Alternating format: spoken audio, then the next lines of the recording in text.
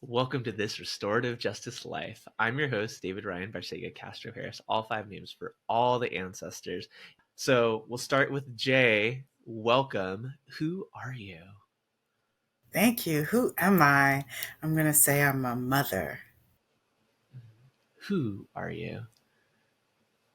I am a restorative justice practitioner. Who are you? I am a lover of all things fabulous and fun. Who are you? I am a teacher. Who are you? I am a development director for organizations. Who are you? I am funny. Finally, for now, who are you? I am a woman identified as Black living in the United States of America. Beautiful, beautiful. Today's episode is the first in a short series that we're doing highlighting the work of restorative justice in the South. Typically, guests here on this podcast come from California and Chicago, both because that is where I have lived and grown up doing this work. And of course, we've got people in New York, people in Colorado, people in the Bay Area, people in the Pacific Northwest. We've got some people in Texas. Some of those places that are like seen as hotbeds. Oh, like the DC area, right? Seen as hotbeds for restorative justice. We've had someone on from Georgia. We've had someone on from Alabama. So shout out to Danny. Shout out to Jasmine. But I think up front, Jay, you reached out to say like, hey, we want to build with folks doing restorative justice work in the South. And so tell the listeners a little bit about why it was important for you to come on here and talk about the conference that's coming up. Thank you for asking that question. Yeah, one of the key things that we found, especially as legislation is changing in the South, is that restorative justice as a tool has been here, but people don't ever talk about it. I remember when we were first having our conversation, David, and you were naming all those places that you just named. And I was like, but that's what I'm talking about. You didn't say anything about the South. And the work is being done here. There are people here that are committed to it. The work has been happening since like initial appropriations with the Balanced and Restorative Justice, where Florida was actually chosen as one of the lead states to be able to develop out what we call neighborhood accountability boards in communities. We had over 17 of them initially, and it whittled down over the years as we lost funding. But there have been a committed group of people who are doing the work of restorative justice practices in our schools, in applications within the criminal legal system, within the limitations that we have, in our communities, in our corporations. And we're excited to share that. I'm the executive co-director of the Florida Restorative Justice Association, which is an association of individuals who are working to build awareness about restorative justice practices and the applications in their lives. So, yeah, I hope I answered the questions that you Yeah, yeah, asked. and we'll get into the nuances of some of those things in a bit, but we also have a gathering of folks that you want to invite people to tell us about what's happening in October. And that is critical. Yes, yes. So the Florida Restorative Justice Association typically hosts a annual conference. And of course, because of COVID, we were unable to do that. But it's 2023. We're back out in the streets. We outside. And so we are calling together people in Central Florida in October, on the weekend of the 20th through the 22nd, to the Down South Restorative Justice Conference, RJ the Remix. And we are inviting all types of people from all of the different industries, education, academia, academia and education, same thing, the criminal legal system, our community healers, our anybody who infuses restorative justice practice into their life and their life work to convene in Central Florida at the Warren Willis Center, where we can just share knowledge with each other and continue to build. And this year, it's particularly interesting because we've extended the invitations where we typically have folks that are doing the work just in Florida. We've extended the invitation to our neighboring southern states because we want to develop out a Southern restorative justice network where we really are building on and creating and building resources together with one another. So excited for Yeah. that, excited for October, excited for people to come to Central Florida. Absolutely. And of course, like the link will be to that down in the show notes or in the description wherever you're listening or watching this. But um, let's talk about the work that y'all have been doing. You know, the words restorative justice are rather new. Um, when we think about, you know, the life of, let's say, the United States or the life of Florida, right? In the last couple decades, the word restorative justice have been formally introduced as alternatives to the punitive criminal legal system, as alternatives to punitive or push out school discipline measures. But we all know that restorative justice has deeper roots in Indigenous values of interconnection. And so you've been doing restorative justice work for a minute, but how did this work get started for you, even before you knew the word restorative justice? I love hearing that question when people say that to me because I answer with I'm a middle child. So anybody who knows about the practice and has older brothers, I have an older brother and a younger brother. I'm the middle girl. And so there was always opportunities, even just in my young person as a part of my cultural practice, to be in the, let's get this information. Let's like really get to the bottom of what it is that my older brothers, when they were terrorizing me, was doing. It just is a way of life. And then I became more formally engaged in restorative practice work, and still wasn't calling it that in the early in early 2014 and 15, where I started working with the National Cares Mentoring Movement in alternative school systems with young people. And we were calling together circles and we were asking those young people to share their stories about how they came to be at the alternative school system. Not everybody works in the traditional school system. And as we were doing that, and as we were sharing these impact stories, and we were talking about the history of these young people, I became more aware, and the buzzword restorative justice started to become more prevalent. I became more aware that this natural cultural practice, this indigenous practice that we're doing of like doing circles, doing libations, creating containers for people to share their information, that this is what was now being called and coined restorative justice. And there started to be organizations that were saying that, you know, we're going to train you in this practice that has been integral to what I've known in my community for forever, that I was just doing naturally. That being said, you know, full force, we're looking at who in community is also creating these opportunities for people to come together and have dialogues. And then that's when I found my way into this group of people who are doing this thing called restorative justice out here in Florida, the Florida Restorative Justice Association. Jay, tell me about Frajah. Tell me about your role in this work. So yeah, so we call it FRJA, and we like to say it with a little bit of a sprinkle, and that stands for the Florida Restorative Justice Association. And we're an organization of individuals in Florida who really are just advocating for the application of restorative justice and the practices throughout any part of your life. The actual mission, it's kind of boring to like read out a mission, but we are working to expand the understanding and the use of restorative justice and restorative practices and promote diverse approaches to conflict resolution, community building, and effective communication in all systems and organizations, particularly throughout Florida. So my entry into the work with Florida Restorative Justice is really comes from the conference that I was speaking of earlier that we'll be hosting in October.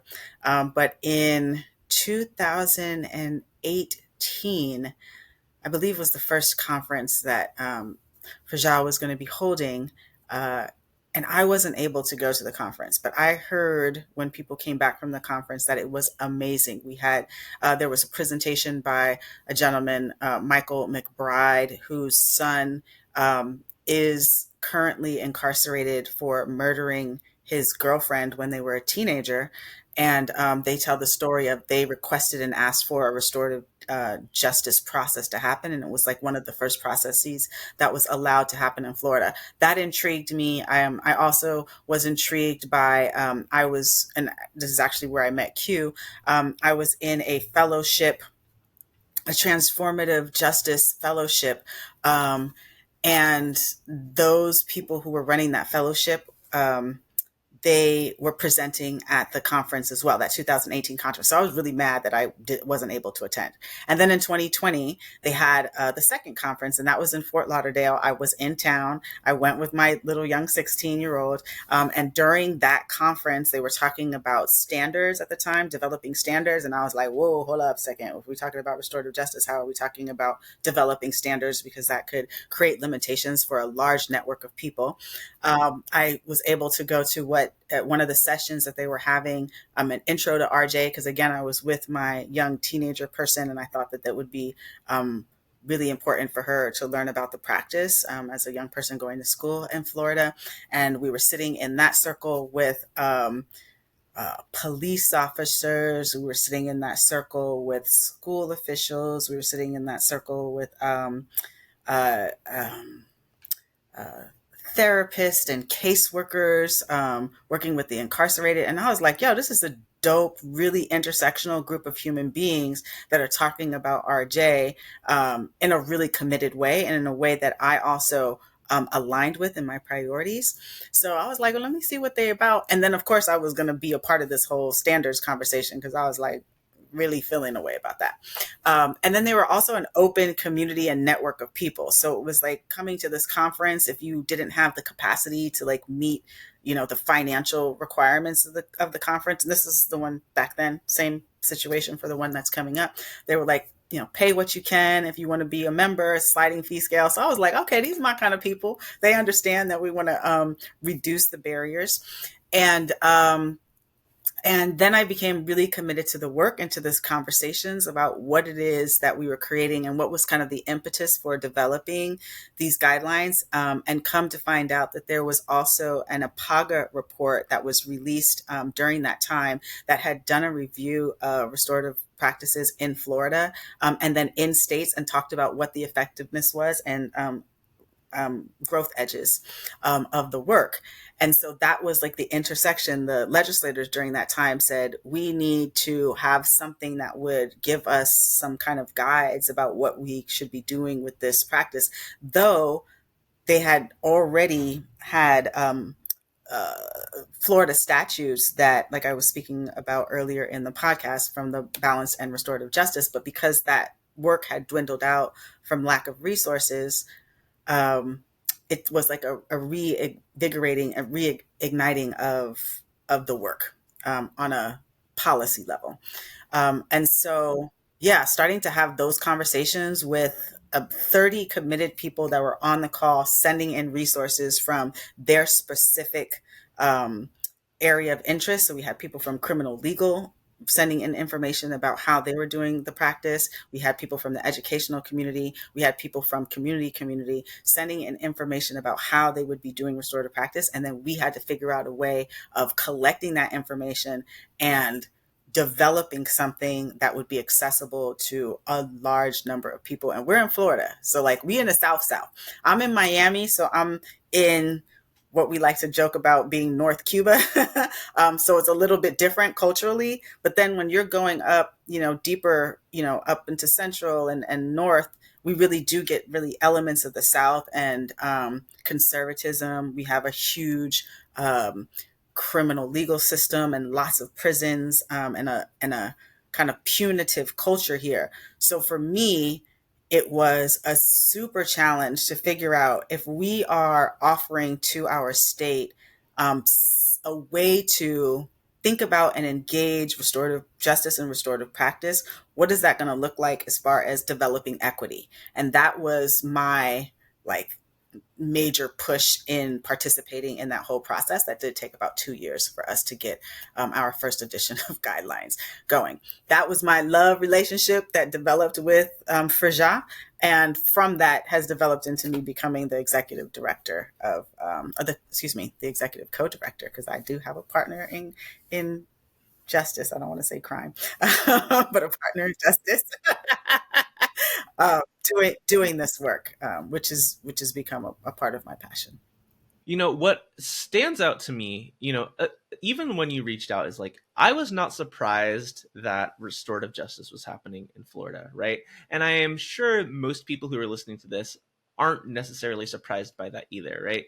This work has existed across all of our people, in formal and informal ways for a long time. But when we're thinking about the ways that y'all come together as an organization, as a community, to do work in a state that stereotypically wouldn't be welcoming to this kind of work, for lack of better words, right?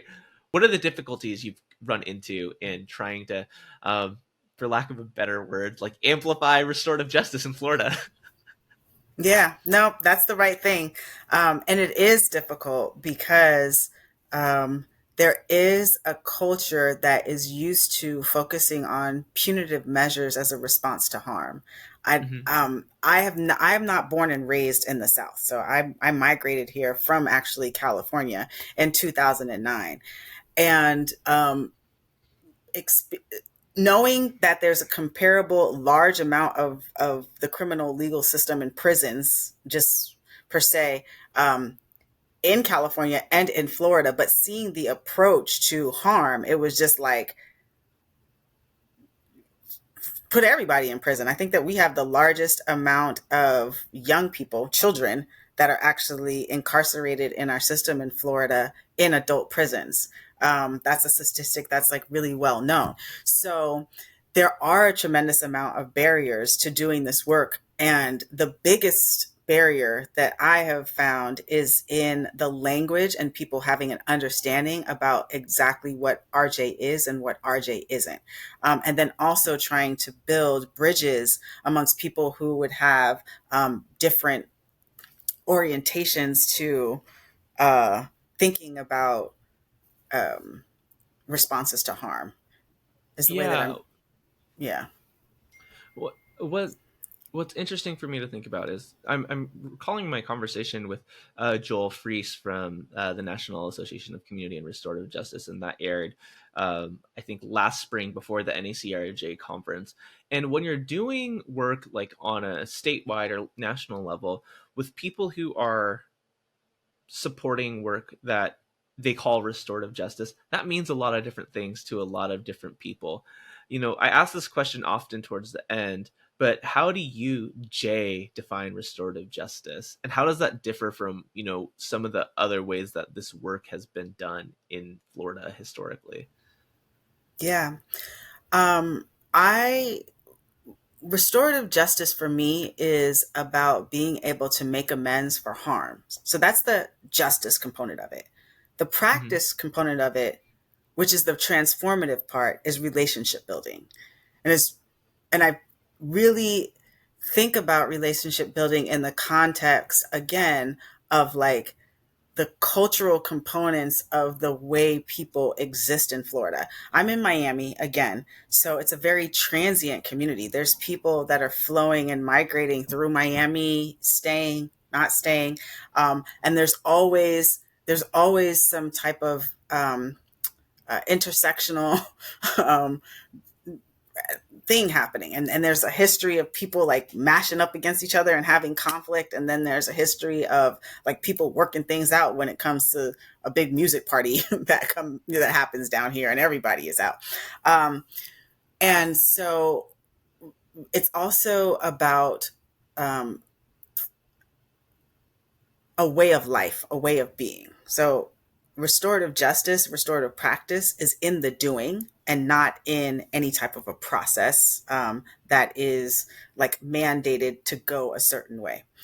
And so, I mean, that wasn't like one of those clear, definable definitions of restorative justice and restorative justice practices because it's a human condition. And I don't think that there's anything that's clearly definable about that other than the fact that we have the opportunity to be relationship building with one another. And by relationship building doesn't mean that we're all, kumbaya and everybody gets along. It means that we are creating containers where we can have conversations, where we can have a better understanding about how somebody is coming, what their point of view and perspective, and coming into addressing harm or conflict. And that's the entire spectrum of that.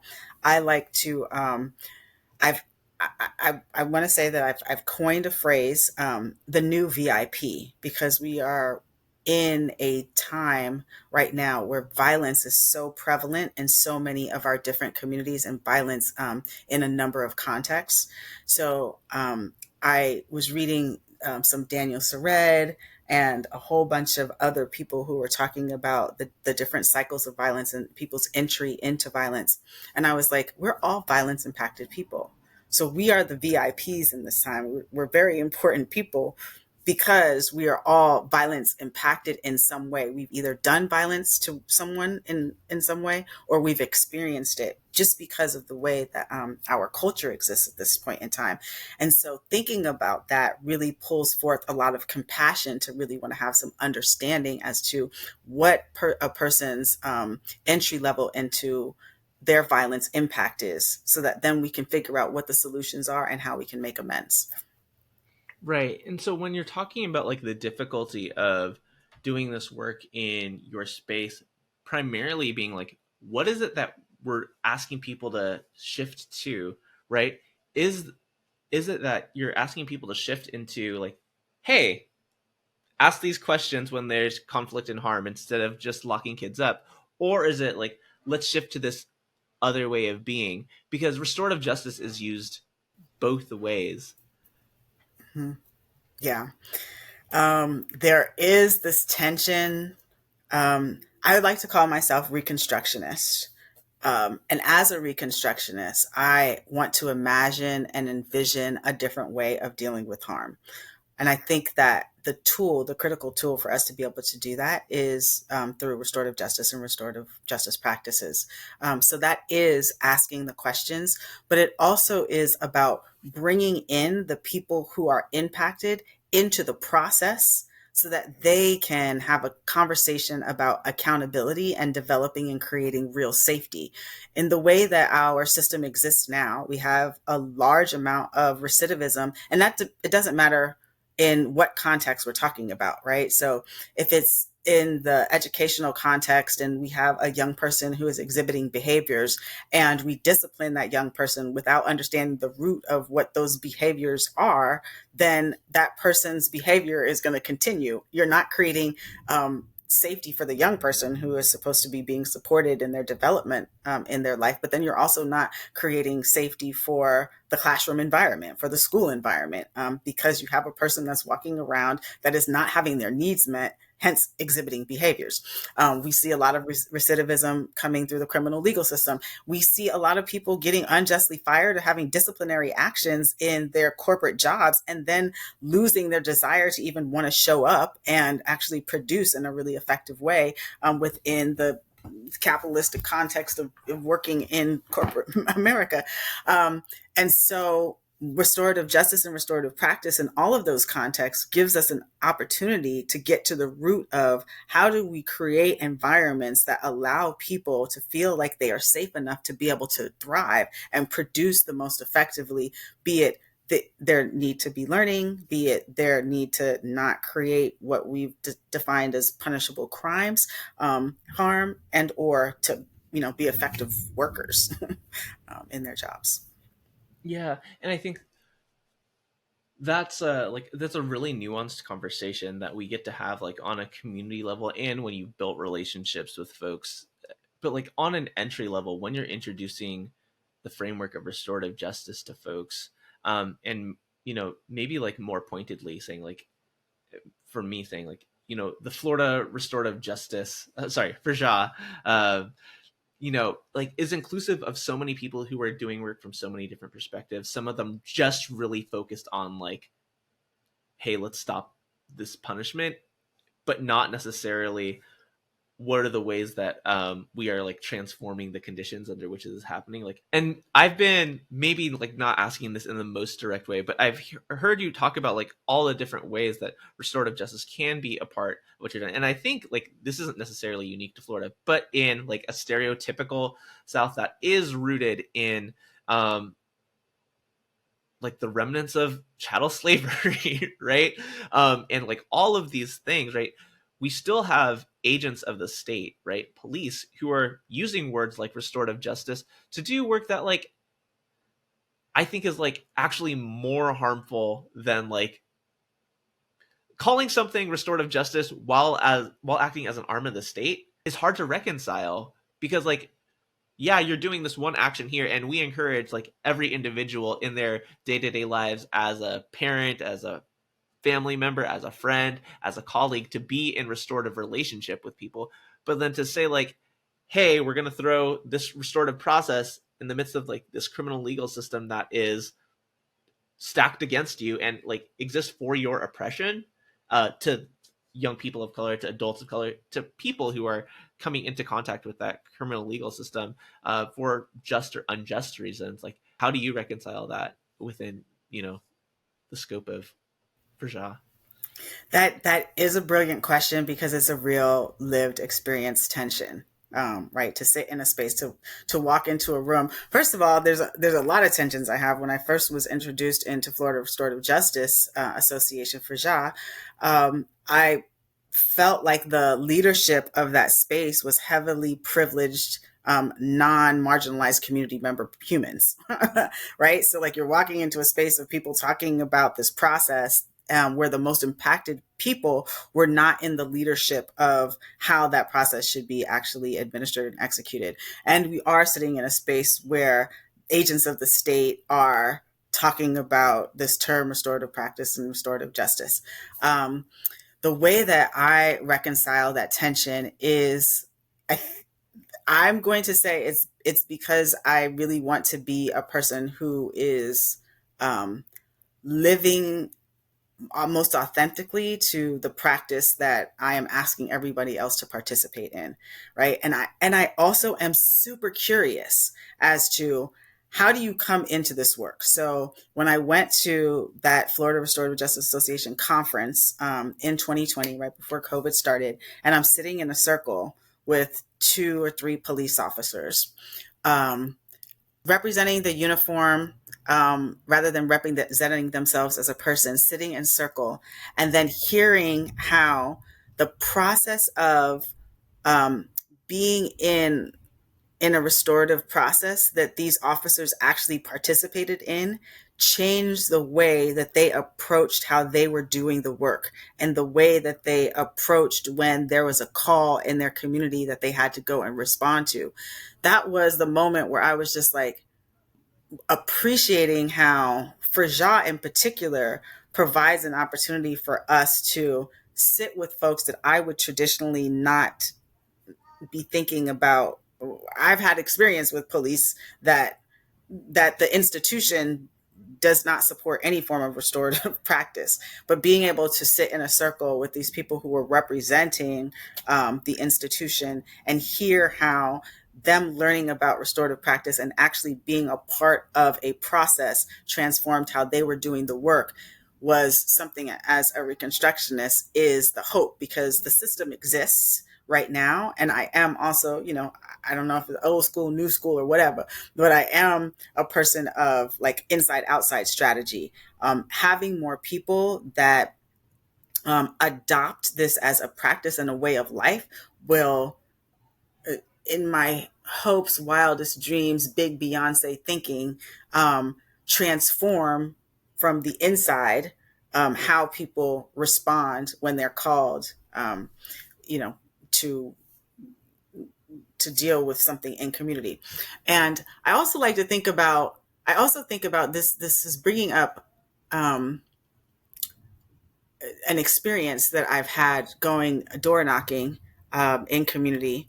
and specifically in predominantly Black communities here, Liberty City in Florida, and saying and asking the question of, what does safety look like to you? Do you want to like have police in your communities, or do you want a police free community? And people really looking at me at the barbershop. I was at the barbershop for like 4 hours having a conversation with the fellas about, not having police. And they were like, are you crazy? We need police officers. And I was like, can we start to imagine a different way of being? And recognizing that even within communities that I feel directly aligned with, that they're not exposed to alternatives. So community is not exposed to alternative, the institution is not exposed to alternative, and the impetus is for us to create ways where there's more opportunities for people to be exposed to a different way of dealing with harm that's happening that actually has better results. And I truly 100% believe restorative practice allows for that. And I've also, as being a part of FRJA, been able to come into contact. I've come into contact with prosecutors who have gotten to sit in a violent crime restorative practice case, because we do have a leading practitioner out here who does who specifically focuses on violent offenses, and to hear those prosecutors say, I went through this process and it completely changed the way that I think about doing my job as a prosecutor. Those are just like kind of the seeds that give me hope that the more people that start to learn about the process, the more transformation we have. Because again, I'm coming from a place where it's rooted in relationship building. If we're starting to talk the same language with each other, then there's greater opportunity for us to build a different way of being than what is existing. Yeah. I'm really reflective of, you know, the the words that have come out of my mouth over the last almost 3 years on these airwaves, the things that I've said publicly about, being an abolitionist, right? And setting personal boundaries of like the work that Amplify RJ will do and not do, right? Because I think a lot of what you're talking to makes sense to me on the level of like, hey, individuals are still the people who are making up these systems, and there are people like, and is it better that this person playing the role of police officer today does not stop and frisk like somebody walking home with their hoodie, right? Is it harm reductive that people ask what happened instead of, you know what did you do, right? Assuming guilt in those circumstances? Yes, and I can be hopeful of that. I think I jump forward a lot in my head to like the logical conclusion of you fully embodying this work is like, you're no longer an agent of the state in that way, right? Both as a prosecutor and as a police officer, right? Like, how do you stand in integrity with the values of restorative justice and still do the daily work of, you know terrorizing communities? Let's call it what it is, right? And I'm not saying That's that what it like is. everybody, like I'm not saying everybody who's a police officer wakes up in the morning and says like, how am I going to fuck up somebody's day today? I know that's not what the vast majority of police officers or state's attorneys wake up to say that they're going to do. But that's the impact of the work that you do, right? When and like I hear the community argument about, hey, we need these structures because we don't have anything better. And like, yes, we would rather have friendlier police, more restorative police than people who are just coming kicking doors down, like, and overtly terrorizing our neighborhoods, our communities. I think like that's important. And like as the co-executive director of this organization that is leading restorative justice work or convening folks to talk about restorative justice, how do we balance meeting people where they're at and like standing in values of like abolition and we'll meet you where you're at, but like this is the vision. I I in the context of the question, I can only speak to uh my perspective, because I can say in full transparency that I don't know. I would not say that everybody who is as part of the of FRJA or the the Justice Association Yeah. is an abolitionist at all. We have a lot of academic people. We have a lot of people, like I said, we have people that have coming from the state attorney's office and all of those people into space. What I will say is that when we are convening spaces, when we do have our monthly meeting, and we're hearing from somebody who was incarcerated for 25 years on a violent offense, who is out now, who is doing advocacy for the community that they're aligned with, and they say, hey, you know, language justice is necessary when we're speaking about formerly incarcerated humans, to use this language. And then during the course of that call, hear somebody adjusting how they talk about victim offender, um, Mm-hmm. and the language that they're using, and then incorporating that language justice, is the thing that me personally, as one of the leaders of the organization, wants to continue to see building as we're developing relationships in community. And then that also means for me that they're going to be bringing that back to that community. A direct example is that we had the opportunity to do a training with the Florida Association of Criminal Defense Lawyers, the League of Prosecutors, some judges. And that was a training that they came to us and asked us to provide for them because of the relationships with the people that are associated with the organization and who are on our board. But they wanted us to provide them a training so that they had more knowledge about what restorative justice laws existed, how those laws have been applied, how judges in the courtroom are thinking about restorative justice, or when restorative justice is brought up by somebody who's been harmed and they say that I want to process legally, what are the ways that those processes could go forward. When those conversations are happening and those type of relationships are being built out, that is how I reconcile what it looks like to be rooted as a person who is a studied, and I will claim, socialist. And I'm shifting the term abolition because I've done study enough to realize that I'm more aligned with this concept of Reconstructionism, Mm-hmm. in the developing of the world that we want to be and exist in. And when I think about what my vision and hope is for the, the police institution, it would be to have. I did a campaign before where we're talking about the difference between a peace officer and a police officer, right? And so for a peace officer, it's this idea of somebody who is connected to community, that is accountable, that is responsive rather than reactive, somebody that's trauma informed rather than using excessive force or police informed, somebody that would not try to restrain somebody in community when they're responding to something, somebody who listens rather than makes assumptions, somebody who is really focused on de-escalating an issue rather than escalating it, somebody who is there to protect people first and not property first, because we're Mm-hmm. seeing that with a lot of our policing institutions, somebody that is there, that will know the laws, to know how to enforce them for the safety of humans rather than bending the law, which is what we see a lot of police officers doing, right? Because they're just using force and aggression, and a lot of their responsiveness in particular communities, that they would practice, again, restorative justice rather than punitive justice, and that they would try to be in the work of preventing crime rather than fighting crime, which is like the language that comes out of like the policing institution.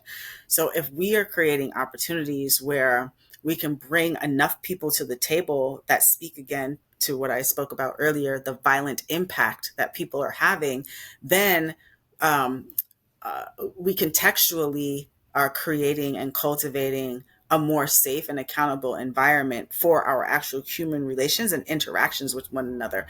If somebody is I'm thinking about young people in school. If a young person in school is observing a behavior and reserving a punitive response to that behavior, that is not the thing that's determined. Most of the time I've experienced and observed young people will be like, damn man, that's not fair, blah, blah, blah. And if I'm gonna do it, I'm gonna do it anyway, because I already know what the thing is gonna be. But if that young person is seeing that a behavior results in, all right, we're gonna stop for a minute, all right, we're gonna pull the whole group of people who are impacted. Okay, we're going to talk about what this behavior is doing to actually impact it. And we're going to also hold you accountable to all of us who are being impacted by the behavior.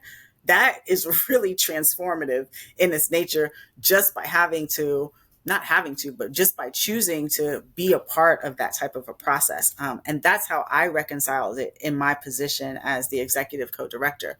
Whenever we are building something out, I'm thinking about what equity looks like for all of the people who are, again, violence impacted, all of the people. And I come from a context of we all are. That reflection and reframe is helpful. Going from like reconstructionist and like meeting people where they're at, because like that is what we have to do from abolitionists and being like purist in that. And everybody has their lines where they draw them. And as the co-executive director of this organization that is trying to be like as inclusive as possible to people who are like really trying to start to learn this work and be in a different be in a relationship together in a different way, like it's really important. I think a lot about when we have young people in a school or young people anywhere who is exhibiting a behavior that's causing harm, right? And, you know, is it the expectation that they will immediately transform and never do that thing again, ever, right? Probably not, even when they're like called into it, like in the most restorative way, right? We need to be in relationship with folks in order to move forward, and help people be in right relationship with themselves, their community, etc. Right? Um, if we think about like somebody signing up to be a police officer, right, with whatever intentions they had, right, and causing harm in XYZ way, or even like as a state's attorney, as a judge, whatever role that you play in locking up and isolating our community members, right? That's not going to be an overnight like, oh my gosh, like I'm going to stop that immediately. There are steps to that, and um, we kind of just have to live with that. That's not the energy that I'm called to do. That's not the energy that I carry going through the world. And so like I'm really grateful for others who are doing that work. So thank you.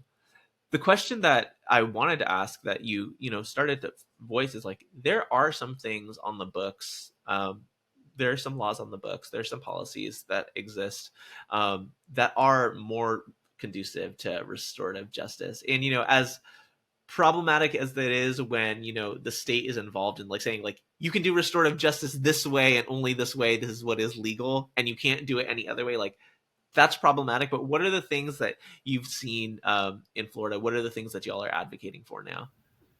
Yeah, thank you for that question, because it is one of our primary campaigns that we are working on, is really raising awareness about what the legislative limitations and possibilities are.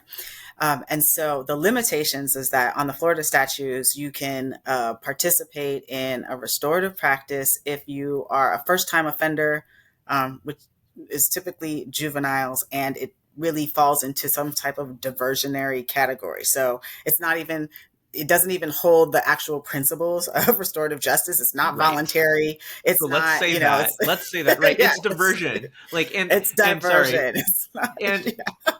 if we like I wish we could just like call it that, like across the country, like everything that is being not everything, most things that I have seen being legislated and like labeled restorative justice like is diversion.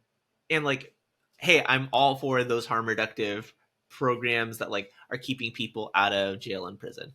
Beautiful. But don't call it restorative justice when it's not. Yeah. No, it's Yeah. literally diversion. So like we do have to, if we're purists, right, about Yeah. the practice. Yeah. And again, here we go into like where your entry point is into the cycle of violence, right? Like, Yeah. and where can you do the work that like creates the least amount of tension within yourself, right? Um, um, so within our Florida statutes, like stay on focus, um, there was the opportunity to be getting funding and utilizing it for these neighborhood accountability boards. And the neighborhood accountability boards that were developed and had this federal funding really were operating as closely, and not so much as diversionary programs, because they did have the voluntary component of it. They did have the making sure that all community members were, pulled into the process. It was, other than the people who were running the program, it was volunteers who were actually doing the work. So it really was an intentional commitment to an alternative process. I wasn't there to actually participate in any neighborhood accountability boards, so I'm just going off of what I've read in the reports of the people who were doing the work. They did this wonderful booklet where it wasn't even quantitative reflections. It was actually qualitative reflections where they were telling the stories of the processes that they went through and what the transformation and the outcomes were. So I thought it was a beautiful way of being able to share the benefits of the practice. But right now, because the limitations go to these neighborhood accountability boards that are not being funded, and because it's for first time, offenders, we are asking for some things that would allow more opportunities for people to enter into a process and a practice. And then also being, realistic about the fact that when harm initially happens, most people are not ready to just jump right into a process, Mm-hmm. right? Because you really do need to be very intentional about all of the elements that go on to getting success, and success meaning that people have gone through the process, and not success that there's a particular outcome. Again, we're talking about a human process that takes time and takes many attempts. Um, and so we are asking Can I for, ask you, like, just on that, like, who would possibly argue against that, right? And like, I know the people who would argue against that on its face, but like, even that part where you said, like, most people in the moment can't get into that like restorative space, like take accountability, blah blah blah. But like, is locking them up doing that for them either? Right? Right? And so like, okay, so if that's not doing it, like, what are we expecting? Like, just troubling that one piece. If there is the pushback of, well, we can't do it in the moment, we can't respond to the problem and fix it right away. It's like, you're not fixing the problem anyway, right? You're just putting somebody in adult timeout, right? Like, that's that piece where that reimagining of like what's supposed to happen, right? Because like, I'm not saying that there isn't a time and place where people need to be removed from their community where they're causing harm. There's probably a way, like, in whatever formation of community safety that we think about, there's probably a space for people to not be in the community that they were terrorizing or causing harm in. Like, I'm not absolving anybody of like the harm that they're causing, right? Sometimes people who have been impacted need space from the people who have been causing them harm, and that can look like what we think of as jail, detention, or like any of these like diversion programs or camps like that we have in California. But like, the way that we get to that is important, right? Like, really focusing on the needs of people instead of saying, this is what you're being accused of, or like, this is what you got caught doing, go sit in adult timeout until we figure out what to do with you, right? Or until we can like prove it to the letter, or until like you take this plea deal, right? Like, there, it's just something that like I wanted to highlight, because what you said was important, and I didn't want to like get lost before you added on to that next level. yeah, no, I think that is a critical component. So I like to go back to like the indigenous technology when we're thinking about, right, removing people who have created harm. And this concept, I don't know which country or people out of Africa, because there's all kinds of conflicting things about it, but this concept of Ubuntu, right, where Mm-hmm. you're calling in people rather than excluding them and pulling them out. And so even if it's the people who are directly impacted by the harm can't be in space together, there is an opportunity for community who is impacted, who is like once and two removed from it, to call the person in that has created the harm and really sit down and address what those things are. Even if it's not like, okay, I punched you in the face, person, I can't sit in the room with you because I'm going to try to punch you in the face back just because we're humans. But like, you could sit in the room with the person's,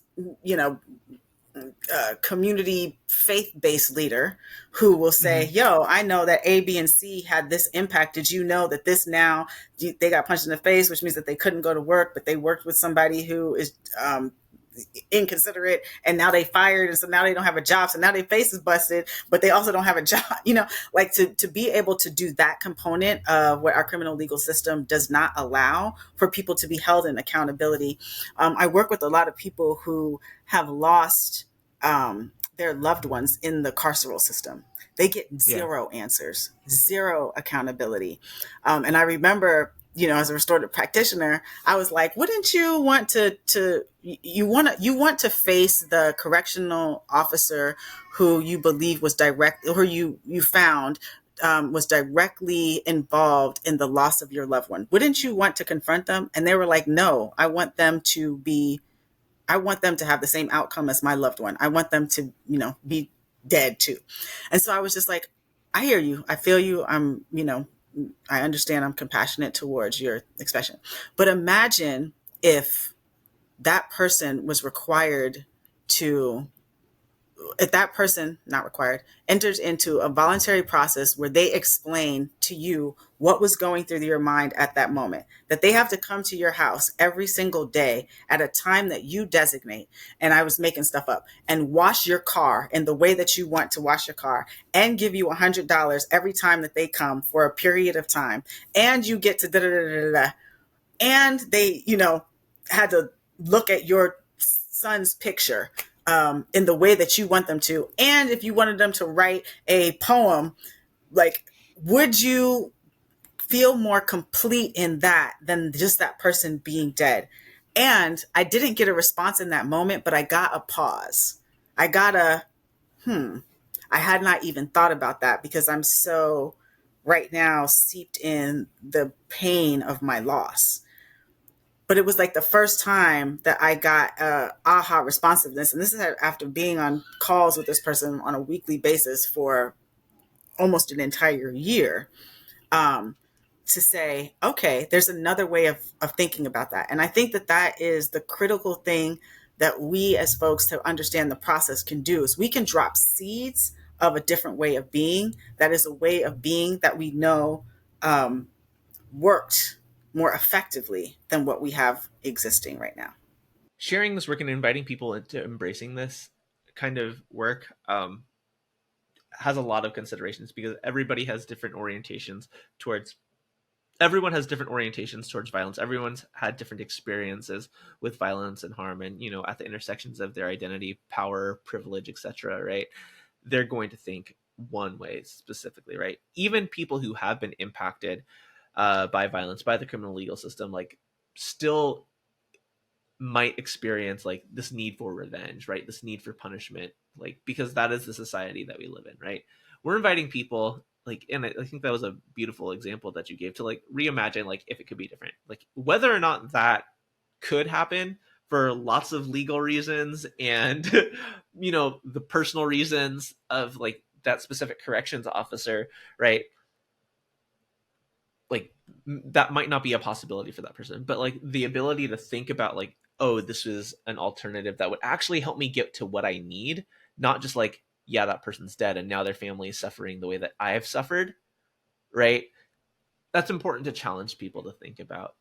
I'm curious, right, as you think about inviting people into more community, right, specifically in the South, but we're talking across the country. How are you wanting people to connect with Ferja, your work, and the ways that you want to be supported? Yes, the conference, but what are some of the other ways to connect and do this work?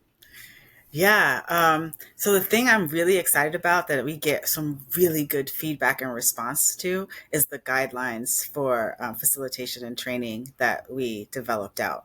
Um, and I am a particular advocate because of the amount of work that we put into developing it and knowing what that process took. But I really do believe that if people go and visit our website, www.frja.com. That's Frja, or you can spell it out, Florida Restorative Justice Association. It'll also populate. And you go on there and you click on our guidelines, and offer us feedback about what you think about the languaging, about the consideration, about the equity that is woven into the thought process of what it would take to do the facilitation training, but then evolve that into your own practice of facilitating a restorative process. I think that that is what I would love for people to you be able to utilize as a resource and give us feedback about, so that we can put out more additions that have additional considerations included, in addition to building together to model, so that we are giving ourselves the opportunity to have more uh, legislation to support the work. And with that legislation comes funding and all of the things, right? So I know that the carceral system, is what, 40% on our dollar that we put into, all of the punitive and terrorizing our communities. And so, if we are being able to get allocations that could come into this other way of doing the work, then and people being funded for that, because people do have to have their financial sustainability, then I think that we're going to have the hedgeways towards reconstructing the way that we want to be existing and have creating our own safety. We just got a couple quick hitters to get you out of here. They're not always like quick, but Okay. um, as you've been doing this work, what's been an oh shit moment, and what did you learn from it? Now you can take this two ways, like oh shit, I messed up and I wish I did something different, or it could be like oh shit, yeah, I did that and it was awesome. Just that dope. Okay. As I'm doing this work, Um, I think I've gotten to experience more of the awesomeness of it. Um, I, I can say that down here in the South, it has taken compassion, love, and patience to be working with folks that come from a specific orientation around their lives. So the guidelines, there was a yeah, we did that. We did that because we were able to shift this thought process about creating standards. We were able to look at our colleagues who are friends in the work, doing what they created, Colorado, being able to come to the NACRJ conference and talk about what it looks like for a state to develop some information for people to build off of in their respective work. And then to get that feedback from folks that it's like, we really love the way that you provided a template and conception for how to do this work through the guidelines. So that's a really like that's my love space, because there was just so much effort and energy into it. What else has felt really good or not so good?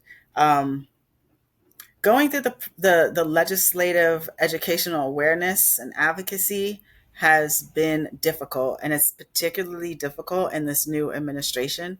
So that's like, here we go. Like, and how do we navigate, and how do we get folks that might not share the same political philosophies to just listen, to sit down and listen, and then be strategic about that, right? I'm not the person who can go and knock on most of our congressional representatives' doors, because they're going to look at me and not really desire to have a conversation. I say that nicely, right? So then strategizing on who is in your network that they will be open to hearing from, and then really calling on those people. And then the other dope part that's oh shit is that being able to mobilize a group of people who, again, have been traditionally within the context of the language victims, people that have been harmed, to come and say, we want to have this process. This is a part of our healing journey. We want to reach out to the people, and we want you to provide us the provisions to be able to do that. That is like, yo, okay, we're making headways, because in Florida in particularly, we have like Marcy's Law and all of this kind of stuff. That is what does move the pendulum and the needle. And I'm glad that we have a space where those people feel like they can reach out and come to, and we build together. Yeah, yeah. There's so much there, and what it that sparks for me is like over the next couple of weeks we're going to be highlighting some more of the work that Frajah is doing, some of your colleagues in the South are doing. So I'm really grateful that you brought this to us. um, Two more quick hitters, and again, maybe not so Yes. quick. You get to sit in circle with four people, living or dead. Yes. Who are they? And what is the question you ask that circle? Oh, come on. You got to let me have some time to think about it. Um, I would want to be in conversation. I really want to be in a conversation with Ron DeSantis. I really do. I really want to sit in a circle with Ron DeSantis and ask him, what happened? What happened, boo boo? What happened? What's wrong? What's going on? I really do, and have a understanding, and then really talk about whether or not there is an understanding about the impacts of the things that he's pushing forward, and then the way that he's responding to them that is being elevated on a national level. Like, uh, what is the goal and the objective here? And that's the thing that I can think of, like, as executive co-director of Restorative Justice Association right now, because there is so much harm. There's so much harm that's going on. I would love then to, like, even have some fun of sitting in a circle. Could you imagine a circle with, like, President Obama and and you know, Trump, like, in a circle together, and talking about what were the impacts of being in the highest, office, and what that looked like in trying to do the work. And then on a community level, it's powerful to sit in circle with young people, because that's actually the place where I learn the most, where I get the most opportunity to be reflective of myself and the way that I'm thinking about the world. So there's, like, I really want to understand where Ron is coming from. Again, where is his entry point in the cycle of violence? Because there's something that's real. I would love to know what it's like to have power, right? Because when we're talking about restorative justice and restorative practice, we are really talking about, like, balancing out power, for everyone. And so talking to folks that hold the most power would be really interesting. And knowing that our young people are all actually the ones that are holding the power that are going to get us to where we want to be, in the future. What I'm going to ask you to do is put DeSantis, Trump, Obama, and a young person in your life in a circle. What is the one question you ask the four of them to start that circle? To start that circle, I would start the circle with, what are the reasons that you decided to be here? Honestly, because you get people to be in their reflection at that moment and then build off of that. For sure. What do you hope to build to? What's the question? Do you hope to build to in that space? I hope to build, in that space an opportunity to be reimagining the world that we live in. That's in a more accountable, safe building and relationship building way, culture, right? And acknowledging the truth about the fact that we are really rooted in violence, all of us. And how do we heal from that? Yeah, yeah, for sure. There's so much. I'm really grateful for the depth that you went to, navigating Florida weather, navigating tech, navigating all the things that we've done. We'll link to Farjah's website, all your resources, but plug the conference one more time. Tell the people all the ways that they can get connected and be in support and in community. Great. I hope you can hear me. Thank you. Yes, Florida is doing Florida. The Florida Restorative Justice Association is hosting our Down South conference. So it's really an invitation to all of our Southern partners or anybody doing RJ in the South, or any RJ anywhere, but particularly amplifying the work of those in the South. It is in October, the weekend of the 20th through the 22nd. That's a Friday through a Sunday. So basically 2.5 days of really coming together for knowledge sharing. You can get information about the conference. Oh, excuse me. It's RJ the Remix. So we're looking at the different ways that we apply RJ to our lives. And you can get more information about the conference by going to www.frja.com. That's www.floridarestorativejusticeassociation.com. Either one will get you to the website. You can click on the tab that says 2023 conference and get all of the information about the conference. It is all inclusive, so you will get your housing, you will get 3 meals, and you'll get the all of the workshops and relationship building that we're going to be doing for one price. And we welcome seeing everyone coming through and joining us and building with us in October. Beautiful, beautiful. I'm really appreciative of you bringing this to us. I'm really appreciative of all the connections that you're going to be making so we can continue to amplify this work. Thank you for sharing your stories, wisdom, and experiences. We'll be back next week with someone else from the South, highlighting their restorative justice journey. Until then, take care, y'all.